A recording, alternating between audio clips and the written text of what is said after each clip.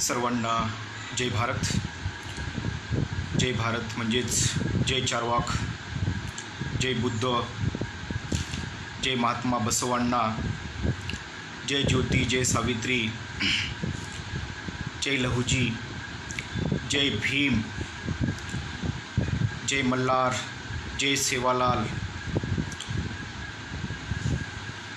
जय जिजाऊ, जय शिवराय, जय अण्णा.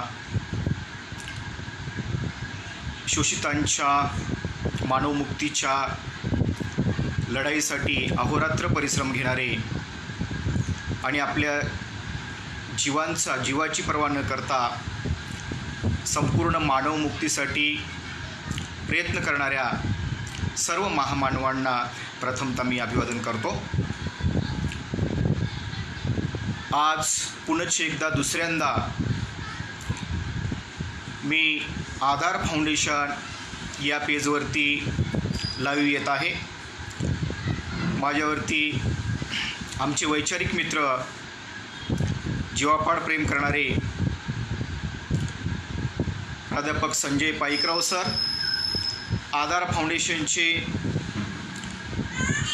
फाउंडेशनच्या माध्यमातून संपूर्ण महाराष्ट्रासह देशाला आधार फाउंडेशनची ओळख निर्माण करून देणारे प्राध्यापक डॉक्टर धम्मपाल माशाळकर सर आणि या आधार फाउंडेशनच्या माध्यमातून संपूर्ण महाराष्ट्रासह देशभरामध्ये पुरोगामी विचार, सातत्याने महामानवाचे विचार रुजवण्याचं, महामानवाच्या विचाराचा प्रसार करण्याचं काम सुरू आहे. अशा आधार फाउंडेशनला मी मनापासून हार्दिक शुभेच्छा देतो. आजचा जो विषय मला देण्यात आलेला आहे, या विषयाच्या अनुषंगाने मानवमुक्तीच्या लढ्याचे नायक महामानव डॉक्टर बाबासाहेब आंबेडकर या विषयावरती दैनिक वर्तरत्न सम्राटमध्ये 2 वेळा माझा लेख प्रकाशित झालेला आहे आणि या विषयावरती सतत मी संशोधन करत असतो, अभ्यास करत असतो. त्यामुळे अतिशय अभ्यासपूर्ण आणि संशोधन करण्याच्या उद्देशाने या विषयाच्या अनुषंगाने मी न्याय देण्याचा आज आपल्यासमोर प्रयत्न करणार आहे. आता मुळात मानवमुक्ती हा जो विषय आहे तो समजून घेण्यासाठी काही गोष्टी आम्हाला मानववंशशास्त्र आणि ऐतिहासिक पार्श्वभूमी लक्षात घेतल्याशिवाय मानवमुक्तीची चळवळ डॉक्टर बाबासाहेब आंबेडकरांची काय होती, नेमकं मानवमुक्तीसाठी महामानव डॉक्टर बाबासाहेब आंबेडकरांना काय करावं लागलं, याचा अभ्यास करण्यापूर्वी मानववंशशास्त्रानुसार माणसामध्ये भेदभाव केला होता काय, या गोष्टी आम्हाला जाणून घेणं हे गरजेचं आहे. मानवी वंश, जात, पंथ, धर्म आणि पोटजात या कल्पना जगामध्ये मानवी उत्पत्तीच्या कालखंडापासून जेव्हा माणसाची उत्पत्ती झाली त्यावेळी अस्तित्वात होत्या काय, याचाही आम्ही थोडक्यात शोध घेऊया. साधारणपणे मी फार खोलात जाणार नाही, परंतु 100 कोटी वर्षापूर्वी जगामध्ये या पृथ्वी तलावर डायनासोरचा जन्म झाला. त्याला डायनासोरचा युग असं म्हटलं जातं. मानववंशशास्त्र आणि इतिहास हे असं मानतं की डायनासोरच्या नंतर मानवी उत्पत्ती ही जगामध्ये झालेली आहे. त्यानंतरचा मी डायरेक्ट पुन्हा 5 कोटी वर्षापूर्वी सस्तन प्राण्यांचा विस्तार आणि विकास पृथ्वी तलावर होऊ लागला. 100 कोटी वर्षाच्या नंतर मध्ये मग डायनासोरचंच वर्चस्व पृथ्वीवर निर्माण झालेलं. 5 कोटी वर्षापूर्वी सस्तन प्राण्यांचा विस्तार आणि विकास होऊ लागला. त्यामध्ये मग शेपटी असणारे जी काही माकड 2 कोटी वर्षापूर्वी जर आम्ही पाहिलं तर 2 कोटी वर्षापूर्वी शेपटीधारी माकड आणि बिगर शेपटीधारी माणूस याच्यामध्ये असा फरक निर्माण झाला आणि माणसाची म्हणजे माकडाची शेपटी गळून पडून तेथून 2 कोटी वर्षापूर्वी माणूस हा त्या ठिकाणी तयार झाला. आणि मग टप्प्याटप्प्याने मनुष्य जेव्हा पृथ्वी तलावर आला त्यावेळी सस्तन प्राणी म्हणून वास्तव्य करू लागला. जंगलामध्ये तो राहू लागला. जंगल, दऱ्या, खोऱ्यामध्ये तो राहू लागला. ज्या ठिकाणी मनुष्याला पाणी उपलब्ध झालेलं आहे, झाडाच्या आडोशाला तो दिवसभर फळे, कंदमुळे, झाडपाला खाऊ लागला. आणि मग रात्र झाली मग कुठेतरी ओढ्याच्या आडोशाला, झाडाच्या आडोशाला त्या ठिकाणी तो राहू लागला. आणि मग असं करत करत करत फळे, कंदमुळे आणि झाडपाला हे मनुष्याचं मुख्य खाद्य होतं. नंतर मग साधारणपणे 90,000 वर्षापूर्वी मनुष्याने हत्याराचा शोध लावला. म्हणजे मनुष्याला जगण्यासाठी शिकार करणं गरजेचं आहे. म्हणजे सुरुवातीला फळे, झाडपाला, कंदमुळे खाऊ लागले. मग आगपेटीचा शोध लावला आणि हत्याराचा शोध लावला. आणि याचा शोध लागल्यानंतर मग हत्याराचा वापर, शस्त्राचा वापर हा शिकार करण्यासाठी मनुष्य करू लागला. मग जंगली जे काही प्राणी आहेत याचा शिकार करू लागला. म्हणजेच जवळपास 90,000 वर्षापूर्वी मनुष्य हा मांसाहारी होता. जंगली जनावरांचा शिकार करणे आणि आपला उदरनिर्वाह करणे, आपलं पोट भरणे, झाडपाला, फळे, कंदमुळे हे खाणे आणि त्याच्या आधारे जीवन जगू लागले. आणि त्यावेळी साधारणपणे असं करत करत करत 40,000 वर्षापूर्वीचा कालखंड उजाडला. 40,000 वर्षापूर्वी मग त्यावेळी 2च जाती अस्तित्वात होत्या. जाती म्हणजे भारतातल्या जाती नव्हे, पंथ नव्हे किंवा धर्म नव्हे. 2च जाती या पृथ्वी तलावर निर्माण झाल्या. एक स्त्री आणि दुसरा पुरुष. एक स्त्री आणि दुसरा पुरुष. मग महिला ज्या आहेत त्या ओढ्याच्या आडोशाला, झाडाच्या आडोशाला राहू लागल्या. आणि मग नैसर्गिक गरजा महिला आणि पुरुष यांच्यामध्ये सुद्धा नैसर्गिक गरजेनुसार त्यांना चाहूल लागू लागली की पुरुष आणि स्त्री याच्यामध्ये शारीरिक संबंध प्रस्थापित होतात आणि या माध्यमातून साधारणपणे अपत्यप्राप्ती होते. ही गोष्टसुद्धा मनुष्याच्या लक्षात आली. आणि मग ही गोष्ट लक्षात आल्यानंतर महिलांना अपत्यप्राप्ती होऊ लागली. तत्पूर्वी कुठल्याही प्रकारचं आसरे किंवा कुठल्याही प्रकारचे घरे हे मनुष्याकडे नव्हते.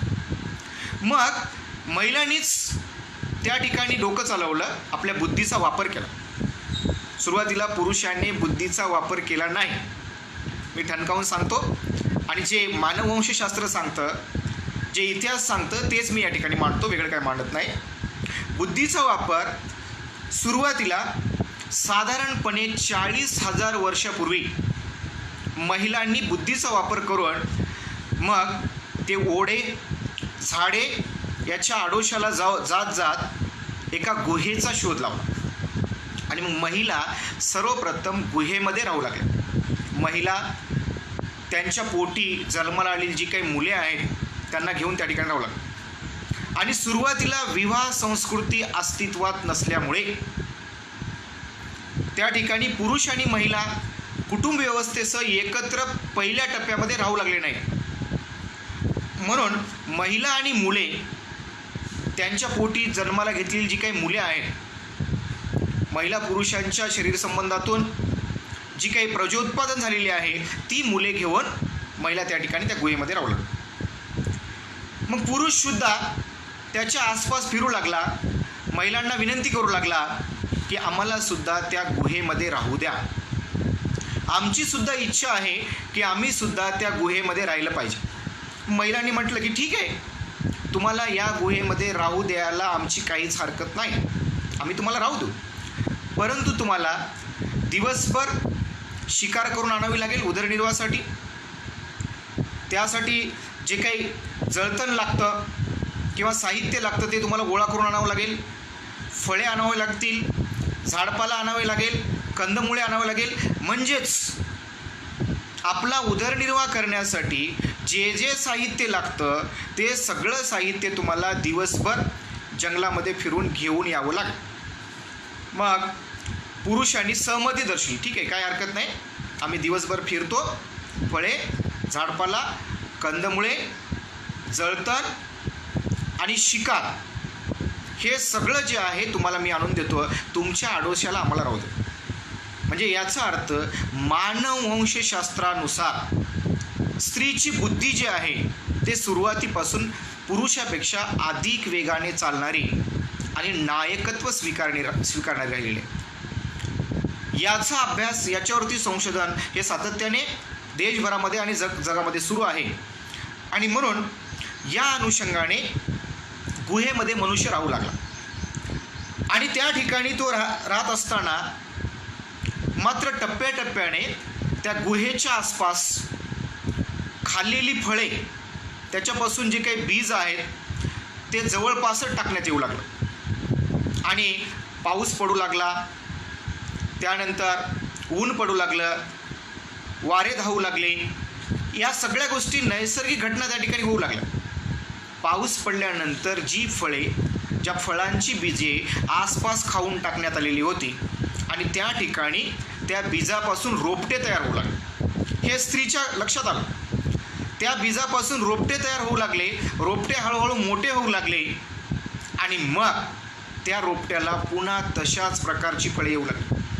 ही गोष्ट देखील महिलांच्या लक्षात आली की बाबा अशा प्रकारचे रोपटे, आपण जे फळे खातो ते जमिनीमध्ये टाकतो, जमिनीत रुजल्यानंतर पाऊस पडतं, पाऊस पडल्यानंतर काही दिवसाने ते रोपटे हळूहळू मोठे होतात आणि ते रोपटे मोठे झाल्यानंतर मग त्याला फळे लागतात आणि ती फळे हे आपल्याच खाण्यासाठी आहेत. म्हणून मग स्त्रीच्या लक्षात आलं, मग साधारणपणे 10,000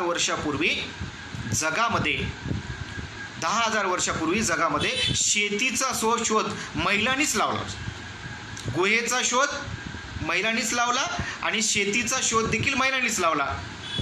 आणि मग त्यानंतर 10,000 वर्षाच्या कालखंडानंतर दरम्यानच्या कालखंडामध्ये मग हळूहळू त्या सिंधू खोऱ्यामध्ये, प्राचीन भारताचा जो काही इतिहास सांगतो, जे काही मानववंशशास्त्र सांगतं, प्राचीन भारतामध्ये साधारणपणे त्या सिंधूंच्या खोऱ्यामध्ये हे भारतीय लोक, मूळ भारतीय वंशाचे लोक वास्तव्य करू लागले.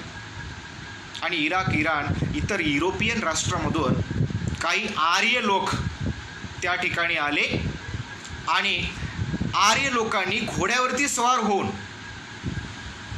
येऊन मग सिंधूंच्या खोऱ्यामध्ये जे लोक त्या ठिकाणी वास्तव्य करत, साधारणपणे त्या ठिकाणी सप्तसिंधू हा 7 महान नद्यांचा प्रदेश होता.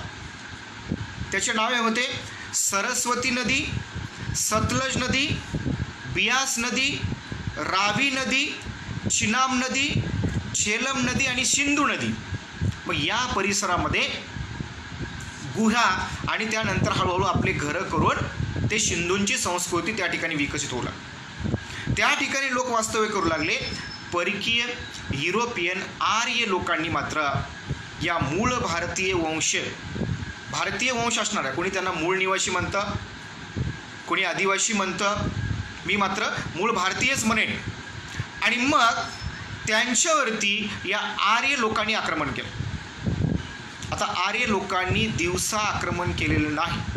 या आर्य लोकांनी रात्रीच्या वेळी मूळ भारतीय जे काही लोक आहेत हे झोपेत असताना त्यांच्यावरती शस्त्रास्त्रासह घोडे घेऊन त्या ठिकाणी आक्रमण केलं.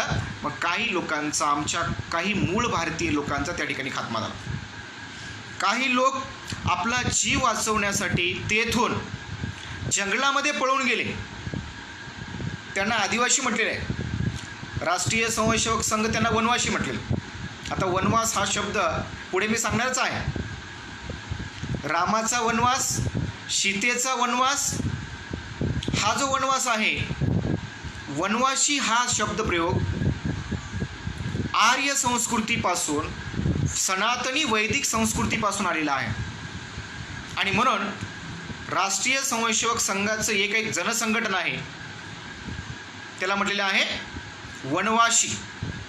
परंतु मी मात्र आदिवासीच या ठिकाणी म्हणेल, मूळ भारतीयच म्हणेल आणि आदिवासीच या ठिकाणी म्हणेल. आता या ठिकाणी काही लोक पळून गेले जंगलामध्ये, ते आदिवासी झाले. आणि जे लोक सिंधू संस्कृतीमध्ये आर्य यांच्याकडून हार त्यांनी पत्करली, त्यांचा पराभव झाला. आणि पराभव झाल्यानंतर मात्र आर्यांनी त्यांना गुलाम बनवलं. आणि गुलामीची प्रथा जी आहे आर्य संस्कृतीपासून त्या ठिकाणी सुरुवात झाली. मग त्या आर्याच्या लक्षात आलेलं आहे, या ठिकाणी सिंधूंच्या खोऱ्यामध्ये, झेलमच्या खोऱ्यामध्ये, रावीच्या खोऱ्यामध्ये, सतलजच्या खोऱ्यामध्ये वास्तव्य करणारे जे काही मूळ भारतीय लोक आहेत, यांचा श्रद्धेवरती विश्वास आहे, देवावरती विश्वास आहे.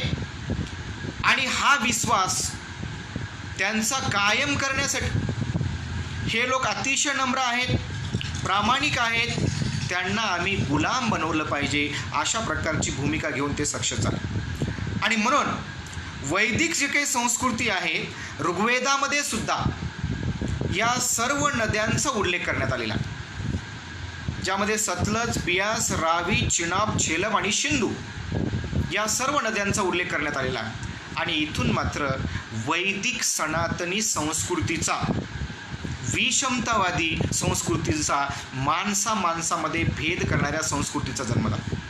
यापूर्वीचा जो इतिहास मी सांगितला, डायनोसॉरपासून ते सस्तन प्राण्यापर्यंत, ना जात होती, ना पंथ होता, ना वंश होता, ना धर्म होता, ना पोटजाती होती, काहीही अस्तित्वात नव्हतं. मानववंशशास्त्र आणि इतिहासाच्या अभ्यासानुसार कुठलीही जात, धर्म, पंथ, वंश, पोटजाती आणि माणसामध्ये कुठल्याही प्रकारचा भेद अस्तित्वात नव्हता. आर्य संस्कृतीने मात्र मूळ भारतीय लोकांवर, त्यांना अनार्य सुद्धा म्हणतात, मूळ भारतीय लोकांवरती हल्ला केला आणि त्यांना गुलाम.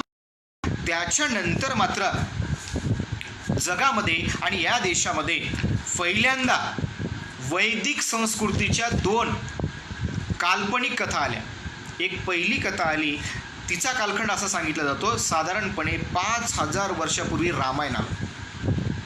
आता 5000 वर्षापूर्वी काल्पनिक स्वरूपाचं जे काही रामायण आलं, तर त्या रामायणामध्ये काय सांगितलं की रामायणाची कथा राम आणि लक्ष्मण यांना वनवासामध्ये पाठवण्यात आलं. इथे सुद्धा वनवास हा शब्दप्रयोग आलेला. आणि वनवासामध्ये पाठवल्यानंतर त्या ठिकाणी राम आणि लक्ष्मण हे दोघेही शस्त्रधारी होते, धनुष्यबाण शस्त्रधारी होते. आणि ते मग जंगलामध्ये, मग पुन्हा जंगलामध्ये जे काही उदरनिर्वाह करण्यासाठी, आता त्यावेळी काही शिकार करण्यासाठी गेले होते का, फळे आणण्यासाठी गेले होते का, कंदमुळे आणण्यासाठी गेले होते, याचं संशोधन सुरू आहे. आणि मग ते जंगलामध्ये गेले आणि सीतेला एकटीला पाहून रावणाची वाईट नजर निर्माण झाली. जे रामायणामध्ये सांगितलं ते सांगतं, मी मनानं काही सांगत. आणि मग सीतेचं अपहरण रावण करतो. आणि अपहरण रावण केल्यानंतर मग त्या ठिकाणी रावणाच्या तावडीतून सीतेला सोडवण्यासाठी म्हणून लक्ष्मण रावणाची बहीण शूर्पणिका या स्त्रीवर अत्याचार करतो. लक्षात घ्या, काय अत्याचार करतो, त्या स्त्रीचे स्तन आणि नाक हे कापून टाकतो लक्ष्मण. पण कुणाच्या आदेशानुसार, रामाच्या आदेशानुसार. पहा, आता या देशामध्ये रामाला आदर्श म्हटलं जातं. बहुसंख्याक लोक, कुठल्याही जाती धर्माचा अवमान करणे हा माझा मुळीच उद्देश नाही, परंतु जे कथेमध्ये आलेलं आहे, संशोधनामध्ये आलेलं आहे, जे इतिहासामध्ये नोंद झालेले आहे, त्याचा मी उल्लेख करणार. मग रामाच्या आदेशानुसार लक्ष्मण हा रावणाची बहीण शूर्पणिका हिचे स्तन आणि नाक कापून टाकतो. म्हणजे म्हणजे एका बाजूने स्त्रीवरती या ठिकाणी अत्याचार कुठे सुरू केलेला आहे? रामायणामध्ये सुरू केलेला. दुसरीकडे मात्र सीतेची सुटका होते. रामाचा संघर्ष हा रावणासोबत सुरू राहतो आणि संघर्षाचा परिणाम म्हणून सीतेची सुटका होते. आणि सुटका झाल्यानंतर जेव्हा सीतेला राम घेऊन येतो, लक्ष्मण घेऊन येतात, त्यानंतर राम सीतेला स्वीकारत नाही. का? कारण रामाच्या मनामध्ये कुठेतरी शंका निर्माण होते. सीता हे रावणाकडे इतक्या दिवस होती की रावणानं काही बरं वाईट केलं का सीतेचं, आणि मनात एक शंका निर्माण होते. आणि लोकांच्या सांगण्यावरून सीता हे रावणाकडे राहून आलेली आहे.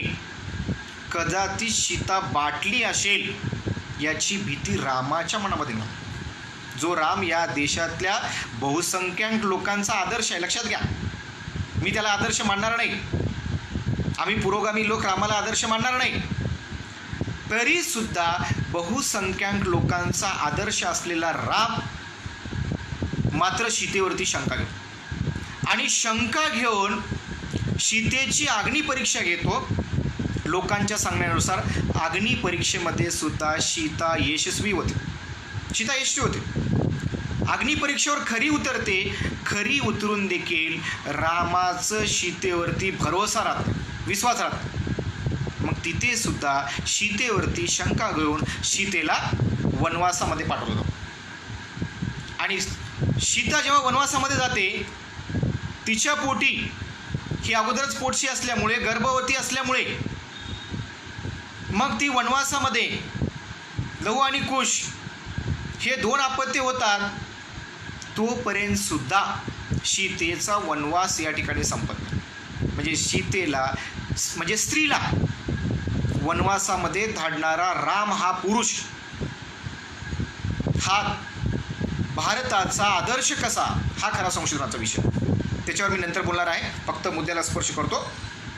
पुढे 4500 वर्षापूर्वी महाभारत नावाची कथा आली. आणि या महाभारतामध्ये 5 पांडव एका द्रौपदीशी विवाह करतात. आता या विवाहाला वैदिक संस्कृतीने कशी मान्यता दिली हा चिंतेचा विषय आहे. द्रौपदीशी विवाह करतात आणि विवाह करून, मित्र याला विवाह मानणारच नाही, एक प्रकारचा एका स्त्रीसोबत 5 लोक विवाहितपणे राहणे म्हणजे एक प्रकारचा त्या स्त्रीचा लैंगिक छळ करणे, तिच्यावरती बलात्कार करण्याचा हा प्रकार आहे. आणि म्हणून पुढे हे जे 5 पांडव आहेत, कौरवाशी पत्त्याचा डाव खेळतात. पहा, अहो, असल्या कथा रामायण आणि महाभारत हे नैतिकतेच्या कसोटीवर कुठेही खरे न उतरणाऱ्या कथा जर आम्हा भारतीयांना सांगितल्या तर आम्ही त्यातून काय आदर्श घ्यावा हा खरा चिंतेचा या ठिकाणी विषय आहे. आणि मग पत्त्याच्या डावामध्ये, जुगाराच्या डावामध्ये पांडवाची हार होते आणि कौरवाचा विजय होतो. आणि त्याचवेळी डावावर 5 पांडवाची पत्नी द्रौपदी हिला डावावर लावलेलं असतं आणि लगेचच दुर्योधन त्या ठिकाणी द्रौपदीचं वस्त्रहरण करतो.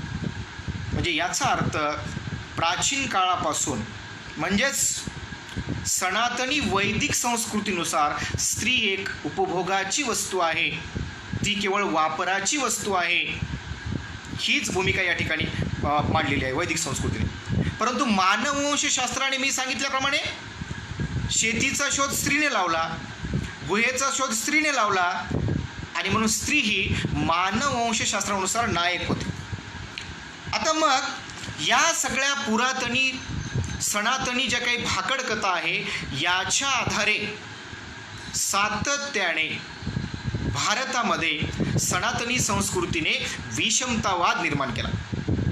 आणि मनुष्यामध्ये भेद, पहिल्यांदा स्त्री पुरुषामध्ये भेद निर्माण केला. स्त्री ही पुरुषांची गुलाम आहे, स्त्री ही पुरुषांनी वापरण्यासाठी वस्तू आहे, अशा प्रकारचं वैदिक संस्कृतीने या ठिकाणी सांगितलं. आणि मग दरम्यानच्या कालखंडामध्ये आर्याने जसं युद्धजन्य परिस्थिती निर्माण केली तसं भारतामध्ये टोळी युद्धाची परिस्थिती निर्माण झाली. म्हणजे राजे महाराजे यांच्या माध्यमातून टोळी युद्ध त्या ठिकाणी निर्माण झालं. आणि मग या टोळी युद्धामध्ये एक टोळी दुसऱ्यावर हल्ला करू लागली, दुसरी टोळी तिसऱ्यावर हल्ला करू लागली, अनेक लोक मृत्युमुखी पडू लागले.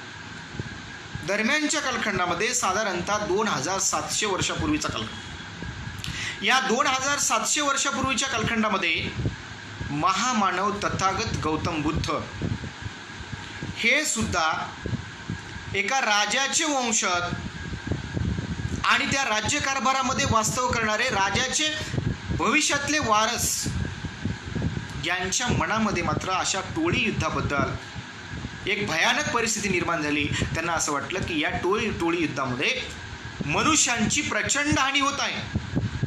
एक टोळी दुसऱ्यावर हल्ला करत आहे आणि काही माणसं मृत्युमुखी पडत आहेत. त्यातून काहीही साध्य होत नाही. म्हणून हिंसा ही या जगासाठी अतिशय घातक स्वरूपाची आहे. अशा प्रकारचं भूमिका तथागत गौतम बुद्ध यांच्या मनामध्ये निर्माण. मग तथागत गौतम बुद्धाने त्या ठिकाणी या कारभाराचा सांसारिक सुखाचा त्याग करून मानवी दुःखाचं कारण शोधण्यासाठी मग घरापासून त्याग करून ते रस्त्यावरती पडले आणि केवळ दुःखाचं निवारण करण्यासाठी ते बाहेर पडले. मग तरीसुद्धा या देशातली जी काही सनातनी वैदिक संस्कृती नष्ट झाली आहे का, याचं उत्तर नाही आहे. साधारणपणे 1200चा जो कालखंड आहे, 1200च्या कालखंडामध्ये असा उल्लेख करण्यात आलेला आहे की विष्णूचा एक अवतार पृथ्वीवर आला आणि पृथ्वीवर येऊन समुद्रामध्ये एका नागाच्या वेटाळ्यामध्ये असा नाग वेटाळा घातलेला असा फणा काढून त्याच्यामध्ये तो विष्णू बसतो आणि विष्णू बसून सांगतो की विष्णू त्या नागाला आदेश देतो आणि आदेश दिला, पृथ्वीवर भूकंप येतो, महामारी येते, ज्वालामुखीचा उद्रेक होतो आणि कोरोनासारखं संकट येतं. म्हणून केंद्र सरकारने आम्हाला सांगितलं, कोरोना आला टाळ्या वाजवा. सुरुवातीला दिवे लावायला सांगितलं, दिवे लावले. नंतर टाळ्या वाजवायला सांगितले, टाळ्या वाजवले. नंतर थाळ्या वाजवायला सांगितले. का? कारण लोकांचं राशन संपलेले आहे. आणि म्हणून या ठिकाणी टाळ्या वाजवा, थाळ्या वाजवा आणि दिवे लावा हे सुद्धा वैदिक संस्कृतीमधून आलेल्या गोष्टी आहेत. या काही पुरोगामी गोष्टी नाहीत, 100% या प्रतिगामी स्वरूपाच्या असलेल्या गोष्टी आहेत. आणि म्हणून त्या अनुषंगाने 1200च्या कालखंडामध्ये विष्णूचा अवतार सुद्धा हेच सांगतो. आणि मग पुढे 1200 ते 1000च्या कालखंडामध्ये मनुस्मृतीचा लिखाण करण्यात आलं. आणि मनुस्मृतीनुसार मग 4 वर्ण पुढे आले: ब्राह्मण, क्षत्रिय, वैश्य आणि शूद्र. म्हणजे जे आर्यांनी आक्रमण करून मूळ भारतीय वंशाच्या लोकांना गुलाम बनवलेलं होतं आणि त्या गुलामाला पुढे गुलाम कसं कायम ठेवता येईल, त्यांना गुलामीतून त्यांची सुटका कशी करता येणार नाही, म्हणून मनुस्मृतीमध्ये लिहिण्यात आलं. मनुस्मृतीची घटना तयार करण्यात आली: ब्राह्मण, क्षत्रिय, वैश्य, शूद्र. त्याच्यात आणखी एक शूद्र. वर्णव्यवस्थेमध्ये सर्वश्रेष्ठ असणारी ब्राह्मण स्त्री. पहा, मानववंशशास्त्र काय सांगतं?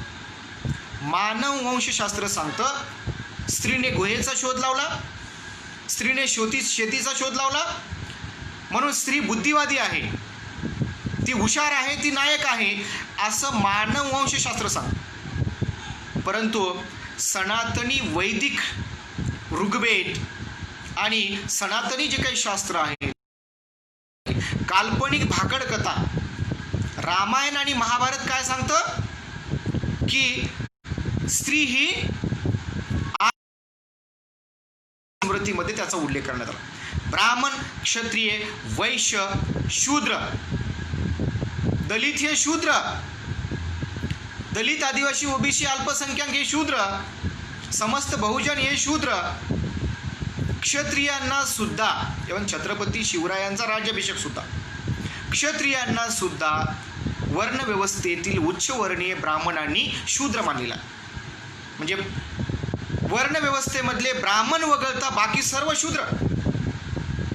आणि हे मनुस्मृतीचं काल्पनिक तत्वज्ञान आहे. काल्पनिक मी सैद्धांतिक मानणार नाही, कारण मानव वंशशास्त्र मनुष्यामध्ये कुठेही भेद करत नाही. आणि म्हणून या मनुस्मृतीचं नुसार भारतामध्ये मग शूद्रांच्या कमरेला झाडू आणि गळ्यात गाड, म्हणजे शूद्र जरी थुंकला तरी जमिनीवर त्याची थुंकी पडता कामा नये. किती क्रूर मानवी प्रवृत्ती आहे. आणि शूद्र चालताना त्याच्या पायामध्ये कुठल्याही प्रकारचे वाहन, चप्पल, बूट असता कामा नये. आणि तो जिथून चालतो त्याच्या कमरेला झाडू बांधल्यामुळे ते पूर्ण जो भाग आहे तो असा झाडत गेला पाहिजे. म्हणजे शूद्रांचा इतका विटाळ हा कुणी सुरू केला? या वैदिक सनातनी संस्कृतीने या ठिकाणी सुरू केला, मनुस्मृतीने सुरू केला. आणि मग सर्वप्रथम तथागत गौतम बुद्धाने, चार्वाकाने या सर्व मानवमुक्तीच्या लढ्याला दुःखाचे कारण शोधण्याचा प्रयत्न केला. आणि नंतरच्या कालखंडामध्ये साधारणपणे पुण्यामध्ये जे शूद्रांचे हाल होते, त्यांना पाणीसुद्धा शूद्रांना मिळत नव्हतं पिण्यासाठी. अशा वेळी या देशातली वर्णव्यवस्थेला मनुस्मृतीनुसार जी काही वर्णव्यवस्था होती, या वर्णव्यवस्थेला प्रतिकार करण्यासाठी 1868 मध्ये क्रांतिबा ज्योतिराव फुले आणि क्रांतीआई सावित्रीबाई फुले यांनी सर्वप्रथम आपल्या घरातील पिण्याच्या पाण्याची विहीर ही शूद्रांसाठी खुली केली. म्हणजे शूद्रांसाठी क्रांतिकारी हा दिवस होता 1868च्या दरम्यान या ठिकाणी खुली करण्यात आली. आणि मग ही विहीर खुली केल्यानंतर सनातनी ब्राह्मणी धर्माला महात्मा ज्योतिराव फुले, क्रांतिबा ज्योतिराव फुले आणि सावित्रीबाई फुले यांना एका वरातीतून, हे ब्राह्मण नसल्यामुळे, शूद्र असल्यामुळे, ब्राह्मणाच्या एका मित्राच्या लग्नामध्ये वरातीमध्ये गेले होते ज्योतिराव फुले, तेथून त्यांना हाकलून लावण्यात आलं शूद्र. आणि त्यानंतर मात्र शूद्र मुक्तीचा जो काही लढा आहे, मानव मुक्तीचा लढा जो आहे, मग ज्योतिराव फुले आणि सावित्रीबाई फुले यांनी या ठिकाणी सुरू केला. आणि मग त्या लढ्याचा परिणाम म्हणून त्यांनी सत्यशोधक समाज हा सनातनी वैदिक ब्राह्मणी धर्माला पर्यायी व्यवस्था त्या ठिकाणी निर्माण केली. म्हणजे ब्राह्मणाकडून, वैदिक संस्कृतीकडून कोणत्याही प्रकारचे आम्ही कर्मकांड करता कामा नये, अशा प्रकारची जी काही भूमिका आहे ती मात्र ज्योतिराव फुले आणि सावित्रीबाई फुले यांची. या दरम्यानच्या कालखंडामध्ये ब्राह्मणी लोक, वैदिक लोक सातत्याने ज्योतिराव फुले आणि सावित्रीबाई फुले यांच्यावरती हल्ला करतो. आणि मग जवळच क्रांतिगुरू लहुजी साळवे हे भारतीय स्वातंत्र्य लढ्याचे जे काही नायक आहेत, स्वातंत्र्य लढ्यामध्ये त्यांचं महत्त्वाचं कॉन्ट्रिब्युशन आहे, त्यांनी मात्र सावित्रीबाई फुले आणि ज्योतिराव फुले यांना संरक्षण दिलं. तुमच्या केसालाही धक्का लागणार नाही अशा प्रकारची शाश्वती क्रांतिगुरू लहुजी साळवे यांनी त्या ठिकाणी दिली. आणि म्हणून सावित्रीबाई फुले आणि ज्योतिराव फुले हे सामाजिक समतेचं, मानव मुक्तीचं कार्य या ठिकाणी करू शकले. आणि मग नंतर पुढे ही जी परंपरा आहे, मानव मुक्तीची जी काही परंपरा आहे, त्याला खऱ्या अर्थाने डॉक्युमेंटरी जो काही रूप आलेला आहे ते 1920 मध्ये माणगाव येथे डॉक्टर बाबासाहेब आंबेडकरांनी विदेशामध्ये जाऊन जे काही उच्च विद्या विभूषित होऊन आले होते, मुंबईमध्ये महामानव डॉक्टर बाबासाहेब आंबेडकर राहू लागले होते. त्यावेळी ब्रिटिशांची 2 संस्थाने होती आणि एक कोल्हापूरचं संस्थान आणि दुसरं जे सयाजीराव गायकवाडाचं संस्थान. आणि त्यावेळी सयाजीराव गायकवाड यांनी सुद्धा डॉक्टर बाबासाहेब आंबेडकरांना विदेशात शिक्षणासाठी जाण्यासाठी शिष्यवृत्तीची मदत केलेली होती बडोदा संस्थान. आणि या बडोदा संस्थानामध्ये डॉक्टर बाबासाहेब आंबेडकरांनी परत आल्यानंतर नोकरी करावी अशा प्रकारची एक आट टाकण्यात आली. डॉक्टर बाबासाहेब आंबेडकरांनी प्रामाणिकपणे त्या ठिकाणी नोकरी स्वीकारली. परंतु डॉक्टर बाबासाहेब आंबेडकर हे शूद्र जातीतील असल्यामुळे त्या ठिकाणी त्यांना मात्र नोकरीच्या ठिकाणी अतिशय वाईट वागणूक देण्यात येते. आणि डॉक्टर बाबासाहेब आंबेडकरांनी सुरुवातीला हे सहन केलं, परंतु उच्च विद्याविभूषित व्यक्तिमत्व असल्यामुळे डॉक्टर बाबासाहेब आंबेडकरांना ही गोष्ट सहन झाली नाही. आणि म्हणून बडोदा संस्थानची नोकरी डॉक्टर बाबासाहेब आंबेडकरांनी सोडली. आणि मग ही गोष्ट छत्रपती शाहू महाराज कोल्हापूरचे राजे यांच्या लक्षात आली आणि त्यांनी मात्र महान विद्वानाचं त्यांच्या अभ्यासाचा जो काही फायदा आहे तो येथील शूद्र अतिशूद्र समाजाला झाला पाहिजे अशा प्रकारची भूमिका छत्रपती शाहू महाराजांची होती. आणि म्हणून छत्रपती शाहू महाराज यांनी डॉक्टर बाबासाहेब आंबेडकरांना घेऊन माणगाव येथे आले आणि माणगाव येथील परिषदेचा अध्यक्ष महामानव डॉक्टर बाबासाहेब आंबेडकरांना बनवण्यात आला. आणि तिथून मात्र खऱ्या अर्थाने शूद्रमुक्तीची चळवळ, मानवमुक्तीच्या चळवळीला गती मिळाली, चळवळीची सुरुवात झाली असं म्हणायला काहीच त्या ठिकाणी हरकत नाही. पुढे मात्र साधारणपणे मनुष्याला माणूस म्हणून जगता आलं पाहिजे या दृष्टिकोनातून जसं 1868 क्रांतिबा ज्योतिराव फुले आणि सावित्रीबाई फुले यांनी त्यांच्या पुणे येथील त्यांच्या घरातील पिण्याच्या पाण्याची विहीर खुली केली होती.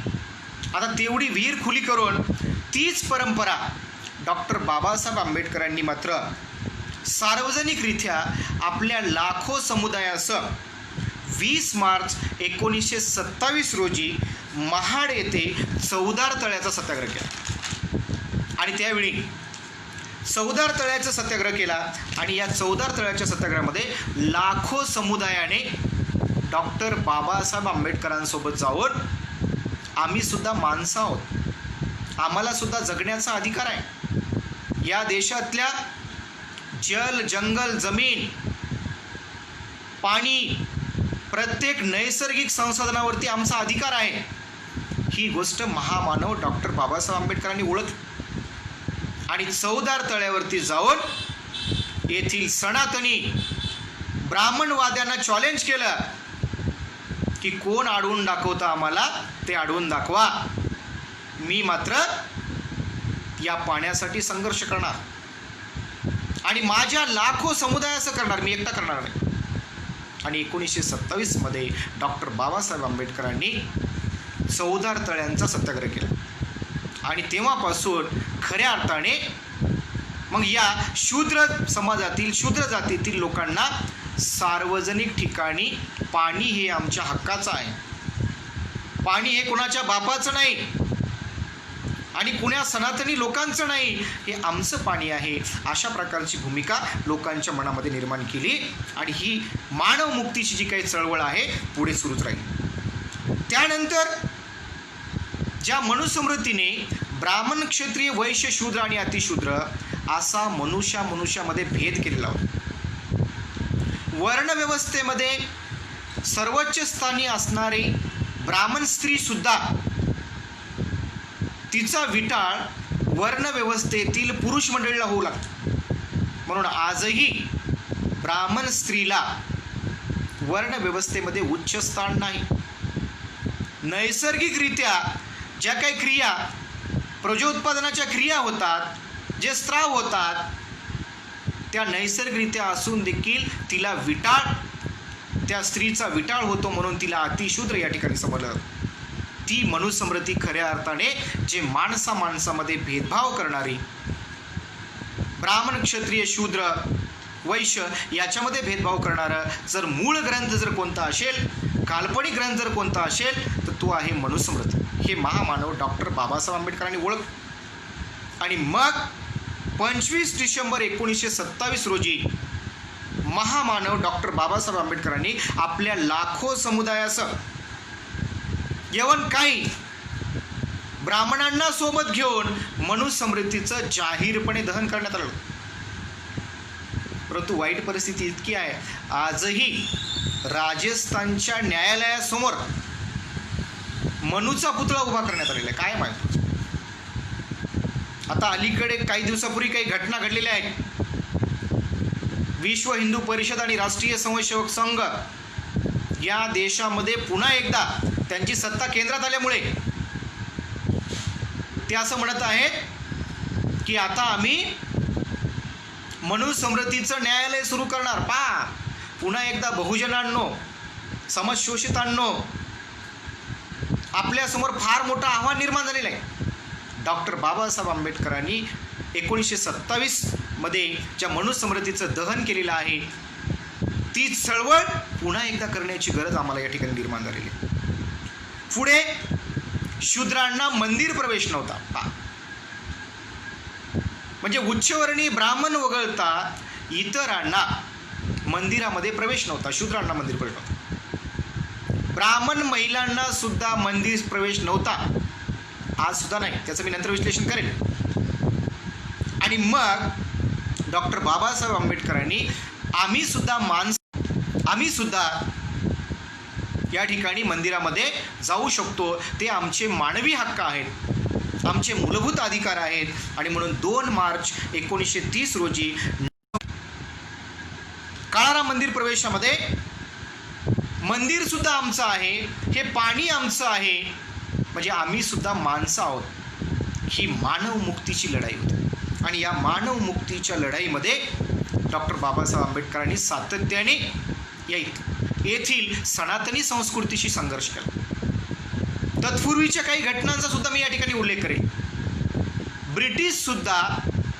ब्रिटिशांनी सुद्धा ओळखलेलं होतं की या देशामध्ये खऱ्या अर्थाने जर स्वातंत्र्य द्यायचं असेल तर या देशातील शूद्रांना स्वातंत्र्य देणं गरजेचं आहे. म्हणून ब्रिटिश सुद्धा वेळोवेळी छत्रपती शाहू महाराजांचं कोल्हापूरचं संस्थान आणि सयाजीराव गायकवाडांचं बडोदांचं संस्थान, या दोन्ही संस्थानांना शूद्रांसाठी, जे 1902 मध्ये छत्रपती शाहू महाराजांनी या देशामध्ये शूद्रांसाठी, दलितांसाठी आरक्षणाची सुरुवात केली आणि पहिल्यांदा या देशामध्ये 1902 मध्ये आरक्षण दिलं. नोकऱ्यामध्ये, शिक्षणामध्ये, त्याला सुद्धा ब्रिटिशांचा सपोर्ट होता. ब्रिटिशांनी सहकार्य केलेलं होतं. आणि म्हणून आम्ही छत्रपती शाहू महाराजांना आरक्षणाचे जनक असं म्हणतो. 1927 मध्ये सायमन कमिशन बोलवण्यात आलं होतं देशामध्ये.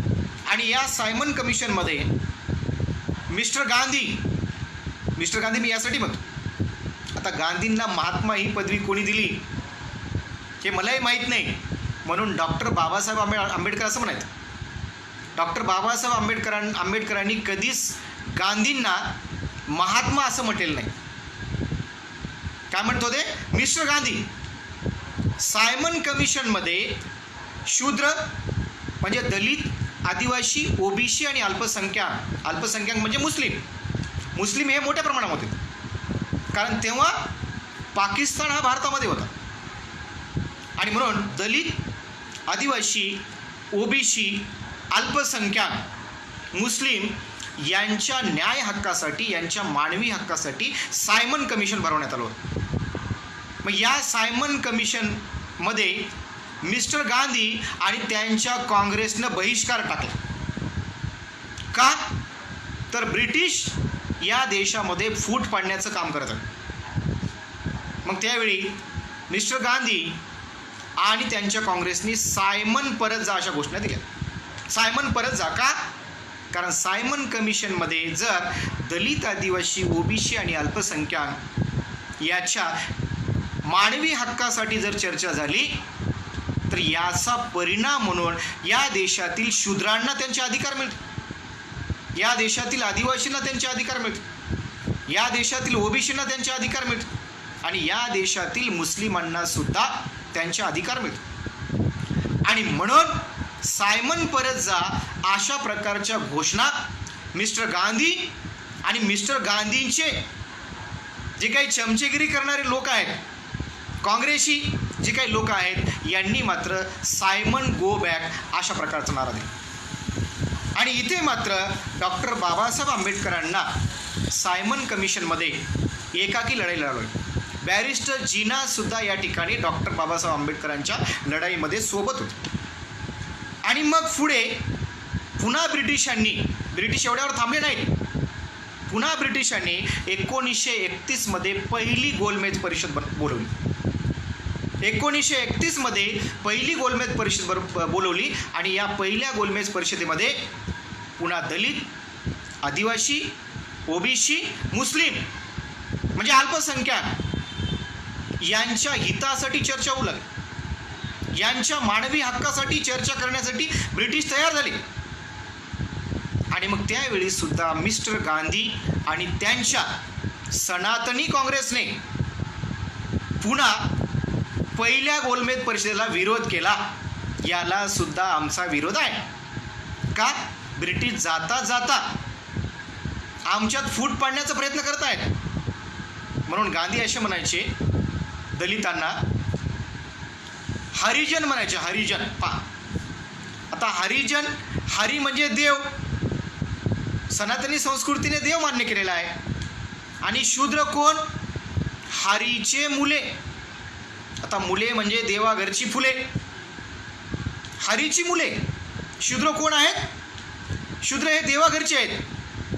म्हणजे याचा अर्थ गांधींना कदाचित सायन्स मान्य नसेल, गांधींना मानववंशशास्त्र मान्य नसेल, कारण स्त्री पुरुषांच्या विवाहानंतर ते एकत्र आल्यानंतर मूलबाळ जन्माला येते ही गोष्ट गांधींना कदाचित माहीत नसेल. आणि म्हणून हरिजन म्हणायचे. आता गांधींचे सेवक आमचे संभाजी भिडे असं म्हणतात, माझ्या शेतातील आंबा खा, आंबा खाल्यानंतर तुम्हाला मुलगा होईल. अहो हे गांधींचे वंशज आहे, तुम्हाला तेही सांग. गांधी तेव्हा हरिजन म्हणायचे. गांधीने ज्या काही कल्पना मांडल्यात, मी संकल्पना म्हणणार, काही लोक गांधींच्या सिद्धांताला जरी सिद्धांत म्हणत असतील, कोणते सिद्धांत गांधींनी मांडले तुम्ही अभ्यास करून पहा. हरिजन हा गांधींचा सिद्धांत होऊ शकत. अतिशय चुकीची काल्पनिक गोष्ट या ठिकाणी आहे. मी फार खोलामध्ये जाणार नाही. आणि इथे मात्र पहिल्या गोलमेज परिषदेला सुद्धा मिस्टर गांधी आणि त्यांच्या काँग्रेसने विरोध केला. डॉक्टर बाबासाहेब आंबेडकर आणि बॅरिस्टर जीना यांना प्रचंड या ठिकाणी संघर्ष करावा लागला. आणि इथे सुद्धा पहिली गोलमेज परिषद मिस्टर गांधी आणि त्यांच्या काँग्रेसने विरोध केल्यामुळे ती फोल ठरली. ब्रिटिश याच्यावर सुद्धा हार मानले नाहीत. पुन्हा 1932 ब्रिटिशांनी दुसरी गोलमेज परिषद भरवली. दुसऱ्या गोलमेज परिषदेला आता मात्र मिस्टर गांधी हादरले. त्यांना असं वाटलं आता ब्रिटिश दलित, आदिवासी, ओबीसी आणि अल्पसंख्याकांना त्यांचे अधिकार दिल्याशिवाय भारत सोडून जाणार नाही. कारण ब्रिटिशांना या देशाला स्वातंत्र्य द्यायचंच होतं. परंतु ते स्वातंत्र्य कसं?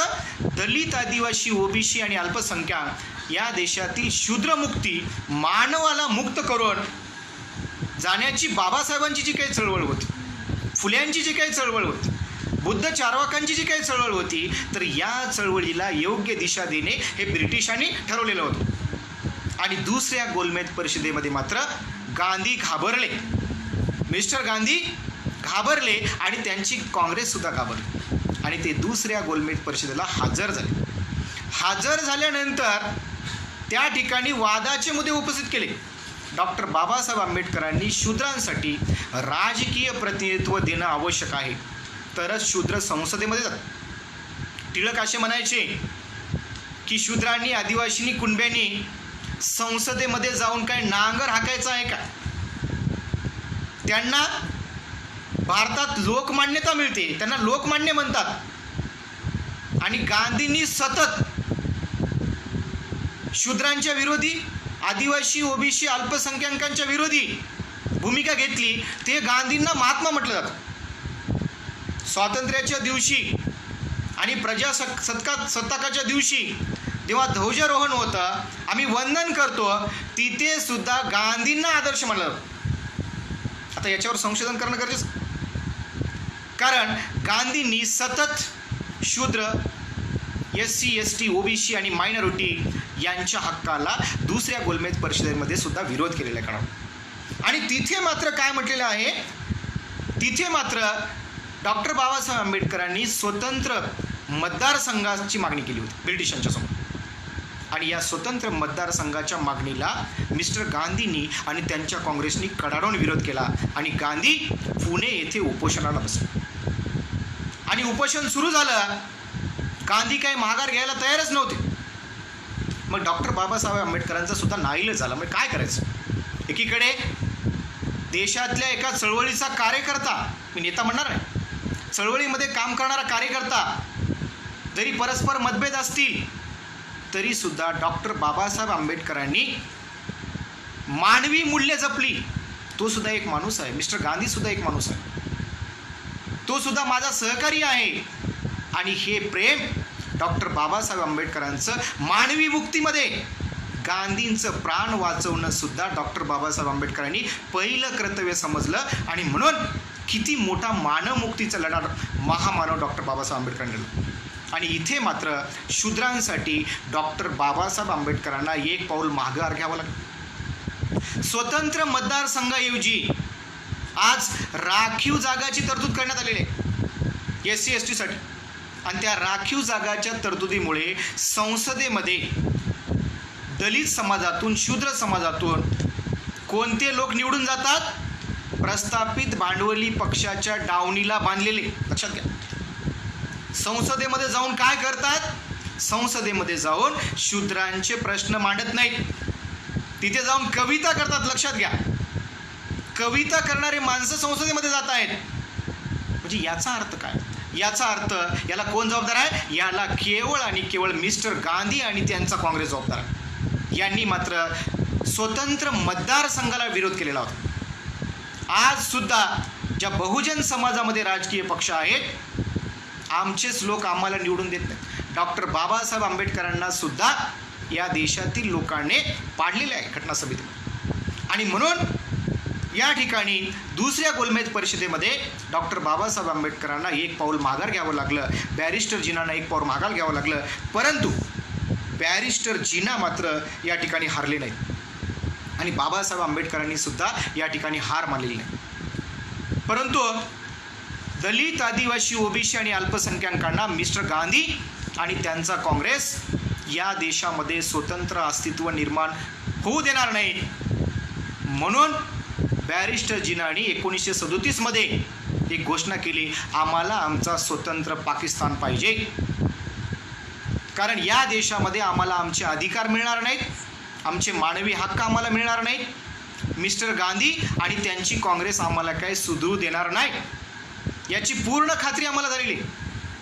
आणि म्हणून 1937 मध्ये स्वतंत्र पाकिस्तानची मागणी मंजूर करण्यात आली. तेव्हा सुद्धा गांधीने तट्टूपणाची भूमिका घेतलेली होती. आणि कदाचित 27च्या सायमन कमिशनमध्ये, 1931च्या गोलमेज परिषदेमध्ये आणि 1932च्या गोलमेज परिषदेमध्ये जर गांधीने दलित, आदिवासी, OBC आणि अल्पसंख्याकांचे हक्क डॉक्टर बाबासाहेब आंबेडकर आणि बॅरिस्टर जिना यांचं जे काही म्हणणं होतं ते जर ऐकून घेतलं असतं, ते जर समजून घेतलं असतं, कदाचित पाकिस्तान हा भारतामधून वेगळा राष्ट्र निर्माण झालेला नसतं. हा संशोधनाचा विषय आहे. आणि म्हणून याला केवळ मिस्टर गांधी आणि त्यांचा काँग्रेस जबाबदार आहे असं मला या ठिकाणी वाटतं. आणि म्हणून पुढे मानवमुक्तीच्या लढाईमधले अतिशय महत्त्वाची गोष्ट डॉक्टर बाबासाहेब आंबेडकरांनी या ठिकाणी लढली, ती म्हणजे रोजी डॉक्टर बाबासाहेब आंबेडकर यांच्या पुढाकारातून महिलांच्या मानवी हक्कांच्या रक्षणासाठी हिंदू कोड बिल आणण्यात आले. या हिंदू कोड बिलाला सुद्धा मिस्टर गांधींचे जे वारस आहेत, काँग्रेसची वारस आहेत, यांनी मात्र प्रचंड विरोध केला. तब्बल हा विरोध 4 वर्ष चालला. आणि 4 वर्ष हिंदू कोड बिलाला, म्हणजे या स्त्रीला मिळणारे जे काही हक्क आहे, मानवी हक्क आहेत, तिला मिळणारे जे काही अधिकार आहेत, पहा, महामानव डॉक्टर बाबासाहेब आंबेडकरांनी मानववंशशास्त्रानुसार स्त्री ही प्रगल्भ आहे, ती विद्वान आहे, अभ्यासू आहे, ती हुशार आहे, त्या स्त्रीनं शेतीचा शोध लावला. तिच्यावर या शेतीचा मालकी हक्क तिला मिळाला पाहिजे. या घरामध्ये प्रॉपर्टीमध्ये तिला हक्क अधिकार मिळाले पाहिजे. हे महामानव डॉक्टर बाबासाहेब आंबेडकरांनी ओळखलेलं होतं. स्त्रीने गुहेचा शोध लावला 40,000 वर्षापूर्वी. म्हणजे पुरुषांना माणूस म्हणून जगवलं, पुरुषांना सांभाळलं आणि कुटुंबाची खरी रक्षक हे स्त्री आहे, ही गोष्ट महामानव डॉक्टर बाबासाहेब आंबेडकरांनी ओळखलेली होती. आणि म्हणून हिंदू कोड बिल हे डॉक्टर बाबासाहेब आंबेडकरांनी लावून धरलं होतं. आणि मग नाविलाजाने काँग्रेस ही गोष्ट मान्य करत नव्हतं, म्हणून महामानव डॉक्टर बाबासाहेब आंबेडकरांना हिंदू कोड बिलासाठी म्हणजे स्त्रियांच्या महिलांच्या हक्कासाठी राजीनामा द्यावा लागला. केंद्रीय कायदे मंत्रीपदाचा महामानव डॉक्टर बाबासाहेब आंबेडकरांना राजीनामा द्यावा लागला. कदाचित देशातले हे पहिलेच मंत्री आहेत ज्यांनी महिलांच्या हक्कासाठी, अधिकारासाठी, मानवी हक्कासाठी स्वतःचं मंत्रिपद त्यागलं. नाहीतर आजचे आमचे नेते मंत्रिपदासाठी कुठं कुठं लोटांगण घालतात. हे काय मी वेगळं सांगण्याची काही गरज नाही. तुम्ही सर्व अभ्यासक आहात, संशोधक आहात, जाणकार आहात, तुम्ही तपासा. आणि म्हणून मानव मुक्तीच्या लढ्यामध्ये महामानव डॉक्टर बाबासाहेब आंबेडकरांनी स्त्री मुक्तीचं जे काही आंदोलन आहे, आंदोलन तर केलेच केले, पण कायद्यामध्ये सुद्धा या देशातील महिलांना अधिकार मिळाले पाहिजेत, त्यांना हिस्सा मिळाला पाहिजे, त्यांना संपत्तीचा अधिकार मिळाला पाहिजे. या सगळ्या गोष्टीसाठी मग हिंदू कोड बिल या ठिकाणी आणलं. परंतु या हिंदू कोड बिलाला विरोध झाला आणि नंतर मात्र डॉक्टर बाबासाहेब आंबेडकरांच्या हिंदू कोड बिलाला पुन्हा यश आलेलं. आणि म्हणून मानव मुक्तीची यशस्वी लढाई लढत असताना अनेक संकट, अनेक त्याग, स्वतःच्या कुटुंबाचा त्याग, स्वतःच्या मुलाबाळाचा त्याग आणि स्वतःच्या सर्व सुखाचा त्याग महामानव डॉक्टर बाबासाहेब आंबेडकरांनी या ठिकाणी केलेला आहे. आणि मग काळाराम मंदिर प्रवेश, मनुस्मृतीचं दहन आणि त्यानंतर चौदार तळ्याचं सत्याग्रह करून सुद्धा या देशातील सनातनी मनुवादी लोक सुधरू शकले नाहीत. आणि शेवटी महामानव डॉक्टर बाबासाहेब आंबेडकरांनी मग जी घोषणा केली होती, मी हिंदू म्हणून जन्मलो असलो तरी मी हिंदू म्हणून मरणार नाही. त्याचं कारण काय? त्याचं कारण हा सनातनी धर्म आम्हा शूद्रांना कदापि स्वीकारणार नाही आणि आम्हाला ते मानव म्हणून सामावून घेणार नाही.